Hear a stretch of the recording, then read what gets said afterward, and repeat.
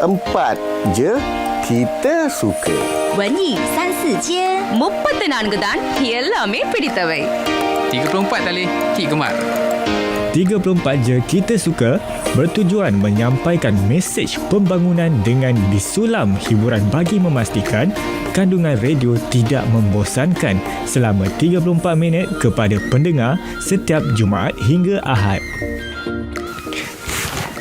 Diterbitkan secara berasingan di setiap stesen negeri dan kawasan. Program berkenaan akan disiarkan secara serentak bermula pada pukul 3.40 hingga 4.14 petang. Kelainannya ialah belum pernah lagi 34 stesen radio RTM bersiaran serentak seluruh negara.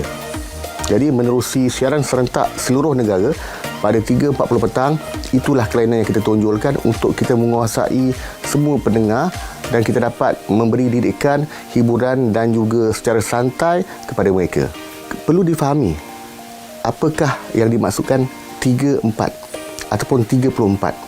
3, kita ada Semenanjung Malaysia, kita ada Sabah, kita ada Sarawak. Itu perlembangan angka 3.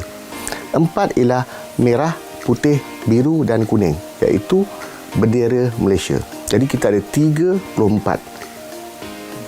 Menerusi 34, Malaysia kita berada di bawah satu payung yang sama, itu jalur gemilang.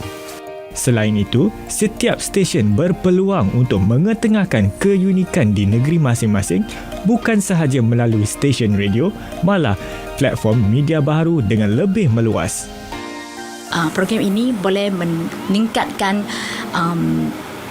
generasi muda, tapi juga kami yang penting adalah menghayati kesenian dan kebudayaan, tak kira dalam golongan Cina ataupun masyarakat Malaysia. Kami harap 34 je boleh bagi experience yang tidak sama kepada anda semua. Penting untuk cakap tu kita mengekalkan identiti Wasri itu dan memberikan satu perkembanganlah kepada orang luar nak tahu lebih lanjut berkenaan dengan orang asli itu sendiri lah. Dan kita di Asyik FM juga memainkan tanggungjawab peranan penting sebagai media, Memberi peluang kepada para pendengar, terutamanya kepada kaum wanita, and then memperkenalkan tradisi kita kepada pendengar, and then the same time kita akan kekalkan a variety of segment untuk listener bagi menghiburkan dia. 34 stesen, satu suara.